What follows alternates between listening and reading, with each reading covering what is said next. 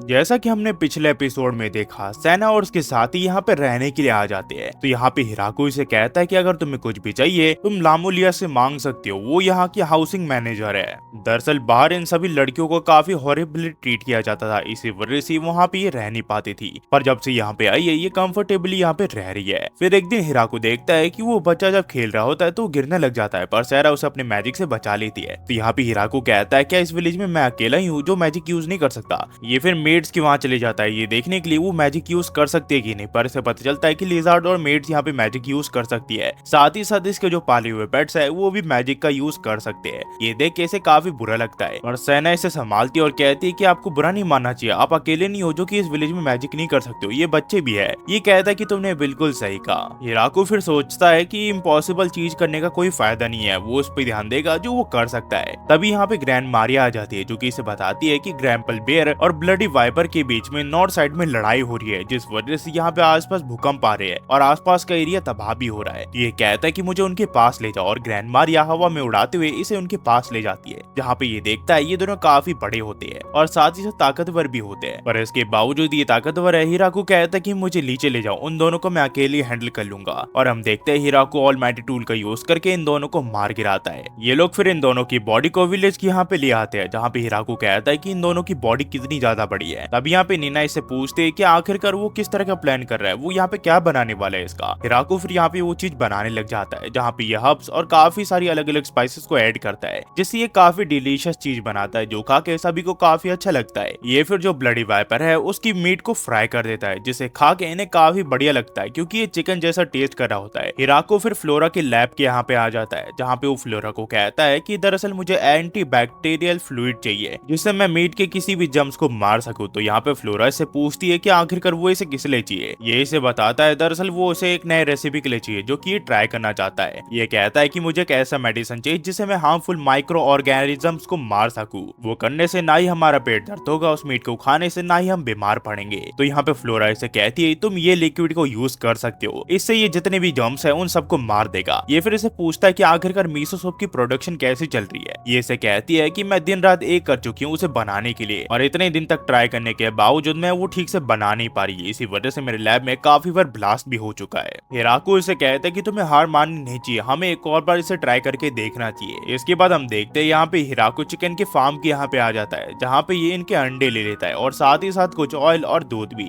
ये फिर यहाँ पे कुछ बनाने लग जाता है। तो यहाँ पे फ्लोरा से पूछते है वो क्या बना रहा है। ये इसे बताता है दरअसल ये मेयोनीज बना रहा है। यहाँ पे ये ऑयल डालता है, सॉल्ट डालता है, चीनी डालता है और यहाँ पे दूध डालता है, जिससे मेयोनीज तैयार हो जाती है। ये फिर कहता है कि चलो मीसो बनाते हैं। हिराको फिर यहाँ पे मीसो बनाना शुरू कर देता है। सबसे पहले ये सोयाबीन को वाटर में डाल देता है ताकि वो ठीक से उबल सके। इसके बाद ये उन्हें अच्छे से गूंद लेते हैं। ये फिर इन सबको एक कंटेनर के अंदर रख देते हैं और उसके ऊपर एक बड़ा सा पत्थर रख देते हैं ताकि वो कुछ महीने के बाद ठीक से बन जाए। तभी इन्हें पता चलता है कि इनके विलेज के यहाँ पे कोई विजिटर आया है और हिराको जब उन लोगों से मिलने के लिए जाता है तो उसे पता चलता है ये डाव्स होते हैं जिनके लीडर का नाम डोनोवान होता है। यहाँ पे डोनोवान हिराको कहता है कि मैंने सुना है कि आपका विलेज काफी हाई क्वालिटी का अल्कोहल बना रहा है, तो हम चाहते हैं कि आप वो अल्कोहल हमें थोड़ा सा दे सकते हो। पर यहाँ पे लड़कियां इन्हें मना कर देती है, वो कहती है हम यहाँ पे अल्कोहल फ्री में नहीं देते। डोनोवान इन सबको फिर कहता है कि मेरे पास अल्कोहल के साथ एक्सचेंज करने के लिए ऐसी कोई चीज नहीं है, पर मेरे पास वो टेक्नोलॉजी है जिससे हम ग्रेप्स के अलावा भी काफी सारी चीजों से अल्कोहल बना सकते हैं। इसकी ये बात सुन के सारी लड़के इस चीज के लिए मान जाती है। डोनोवान फिर टेक्नोलॉजी की मदद से इन्हें अल्कोहल बना के दिखाता है। तो हिराको को याद आता है कि इस चीज को तो उसने अपने क्लास में भी देखा था, जिसके बाद जब ये इस अल्कोहल को पीता है तो उसे काफी अच्छा लगता है। हिराको फिर डाव्स के ज्वाइन होने पे इनके लिए वेलकम पार्टी रखता है, जिससे ये सब काफी खुश होती है। साथ ही साथ ये मेयोनीज के साथ काफी सारी चीजें खा रहे होते हैं, तो वो मेयोनीज इन्हें काफी पसंद आती है। यहाँ पे ड्राइम भी होता है जो कि काफी ज्यादा अल्कोहल पी रहा होता है और सभी लोग उसे ही देख रहे होते हैं। वहीं पे हमें डोनोवान और हिराको को दिखाया जाता है, जहाँ पे हिराको को वो शुक्रिया कर रहा होता है इनके लिए वेलकम पार्टी रखने के लिए। तभी हिराको इससे पूछता है कि यहाँ पे कोई भी लड़की तुम्हारी टाइप की है क्या। तो यहाँ पे ये से बताता है कि दरअसल उसे बीएड वाली लड़की काफी ज्यादा पसंद है, पर यहाँ पे ऐसी कोई भी लड़की नहीं है। हमें फिर कुछ दिन बाद दिखाया जाता है, जहाँ पे हिराको देखता है कि एक ड्रैगन इन्हीं की तरफ बढ़ रहा होता है। तो यहाँ पे हिराको अपना वेपन निकाल देता है, पर तभी यहाँ पे ड्राइम आ जाता है जो कि उस ड्रैगन से लड़ने लग जाता है। उतने में यहाँ पे एक और ड्रैगन आ जाता है जो कि काफी ताकतवर लग रहा होता है। तो हिराको उसकी तरफ अपना वेपन फेंक देता है, पर वो वेपन उस ड्रैगन को छू के निकल जाता है। इस वजह से उस ड्रैगन की जान बच जाती है। पर इससे पहले यहाँ पे हिराको एक और बार उसके ऊपर हमला करता, तब यहाँ पे गुची आ जाता है जो कि कहता है कि रुक जाइए, आपको कुछ गलत फहमी हुई है। गुची फिर हिराको को समझा बताता है कि दरअसल जो ड्राइम से लड़ रहे थे वो उसकी वाइफ और उसकी डॉटर थी। ड्राइम की बेटी का नाम होता है लस्टी मून और वो अपनी गलती के लिए माफी मांगती है, और उसकी बीवी का नाम होता है ग्रैंड फॉल जो कि अपनी गलती के लिए माफी मांगती है। हिराको फिर यहाँ पे ड्राइम से पूछता है कि आखिरकार तुम्हारे वाइफ और तुम्हारी डॉटर यहाँ पे क्या करने के लिए आई है। ड्राइम की डॉटर हिराको को बताती कि दरअसल हर टाइम डैड यहाँ पे चोरी छुपे कैसल से बाहर निकल जाते हैं और वो भी हर रात को। इस वजह से मुझे और मेरी मॉम को मेरे डैड के ऊपर शक हो गया कि वो चोरी छुपे लड़कियों से मिलने के लिए जा रहे हैं, और आज हमने उन्हें फॉलो करने का फैसला किया, पर उन्हें हमारे बारे में पता चल गया। फिर ये लड़ाई हुई। फिर ये कहता है कि आखिरकार तुम इस बारे में कैसे सोच सकते हो, मैं सिर्फ डिप्लोमेटिक रिलेशन को अच्छा करने के लिए यहाँ पे आया करता था, ऐसा कुछ भी नहीं है।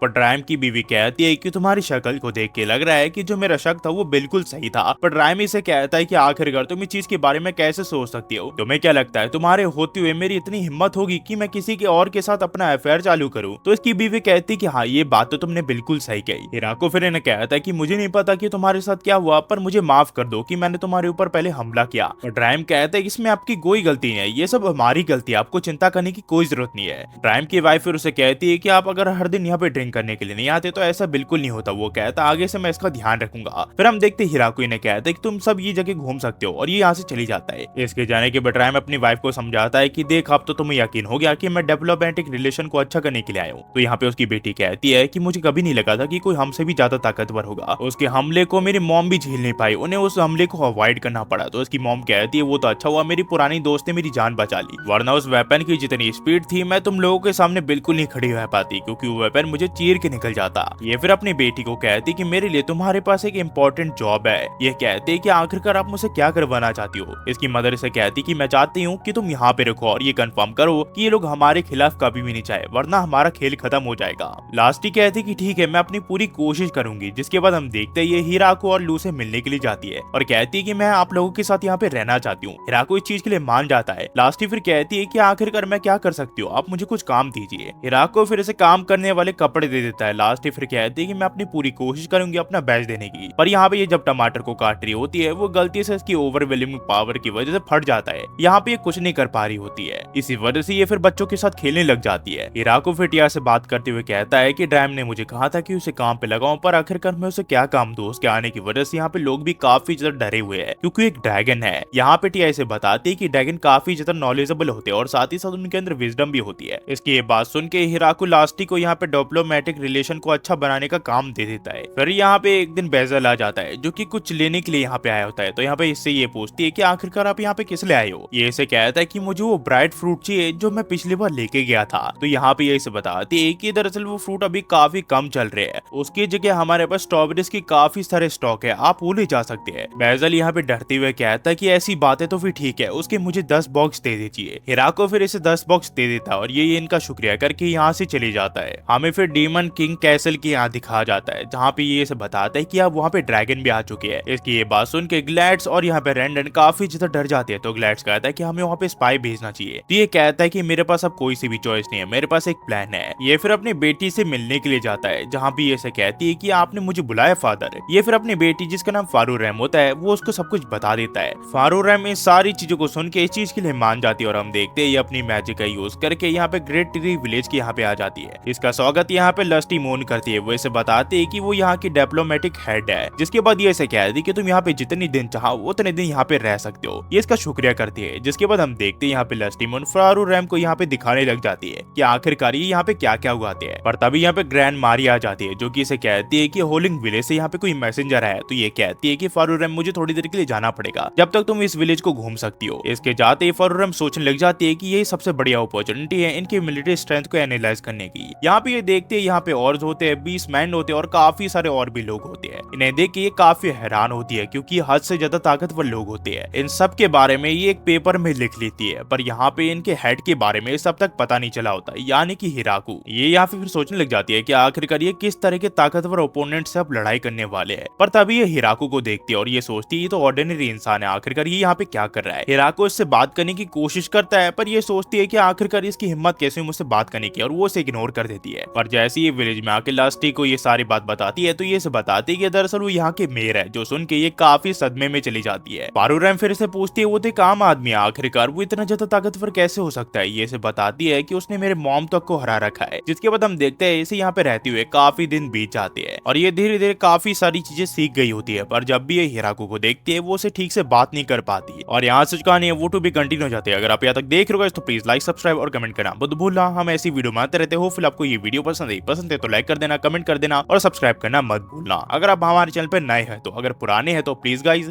आप इस वीडियो को जितना हो सके उतना शेयर कीजिए, क्योंकि मैं रेगुलर अब वीडियो चलाने वाला हूं और मेरा माइक थोड़ा खराब हो गया, इसी वजह से मैं हेडफोन के माइक से आवाज दे रहा हूं। होपफुली आपको ये थोड़ी आवाज ठीक लग रही हो। अगर नहीं लगी तो मैं जल्दी ही माइक का वायर ऑर्डर कर दूंगा ताकि आपको अच्छी क्वालिटी मिलती रहे। जाते हुए इतना ही कहूंगा guys, thanks for watching guys. Next video मिलता है, होपफुली आप सब बढ़िया होंगे। Thanks for watching.